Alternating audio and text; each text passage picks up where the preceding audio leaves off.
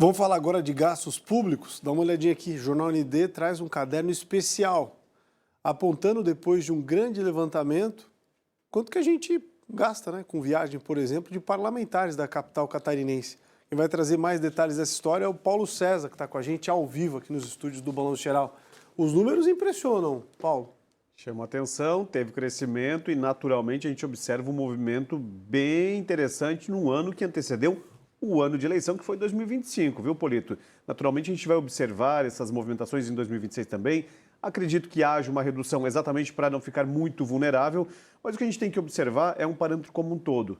Como isso vai proceder diante de resultados. Apontar gastos, tem que apontar também resultados e serviços eficientes.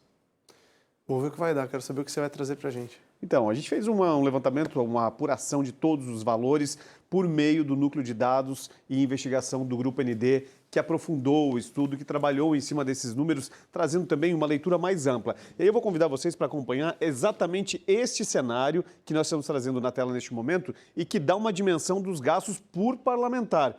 O primeiro é o vereador Bericó, com R$ 44.984,67. E a gente observa que vem uma decrescente de alguns parlamentares com viagens diárias, mas também esses valores muitas vezes são destinados também a servidores. E a gente percebe que o volume utilizado pelo vereador Bericó do PL, ele, somando os 10 últimos da lista, não chegam ao valor do vereador. Mas também, claro que a gente tem que entender quais são as dinâmicas de trabalho de cada parlamentar. Aqueles que utilizam o recurso público para se deslocar, para viajar, e aqueles que ativam atividades parlamentares locais sem viagens ao exterior, a outros estados. O que a gente tem que observar nesse mapa como um todo? É a escalada de gastos dos últimos anos. A gente tem uma outra tela que mostra exatamente a amplitude disso e a variação entre os últimos 10 anos. E talvez esse seja o principal fator. Nós vemos aqui em 2015, R$18 mil.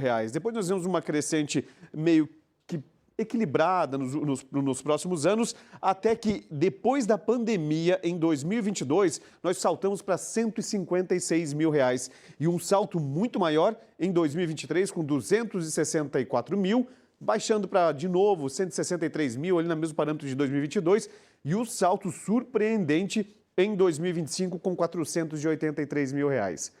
Não é só sobre o gasto que a gente tem que falar. A gente tem que observar um outro cenário, o cenário de resultados. Será que os vereadores estão entregando o resultado? Será que todas essas viagens na busca de conhecimento, conhecimento técnico e parâmetros voltados realmente para que nós possamos trabalhar num outro ambiente, mostrando que, de fato, essas viagens trazem serviços? Talvez audiências públicas, Polito, a gente possa dimensionar. Talvez a gente fazer apresentações para a sociedade, como projetos de educação, segurança pública, mobilidade urbana. Não é o viajar, não é o gasto ou o investimento de recurso público, mas sim um processo de transparência. Esse dinheiro investido precisa trazer soluções para problemas latentes em Florianópolis. Gastar por gastar, viajar por viajar, não é aceitável nem lá e nem na iniciativa privada em nenhum outro cenário. Agora, se traz resultado, é compreensível e respeitável e cabe também à sociedade compreender. Mas tem que ter transparência. Se a população tem com clareza que aquele dinheiro foi bem empregado para o bem comum, as coisas caminham de uma forma melhor.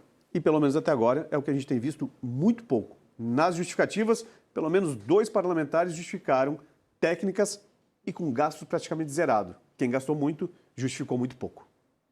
Paulo César da Luz, com a gente ao vivo aqui no nosso Balanço Geral, com o conteúdo do levantamento feito pelo Grupo ND. Obrigado, Paulo. Amanhã a gente está de volta. Isso aí dá pano para manga, viu?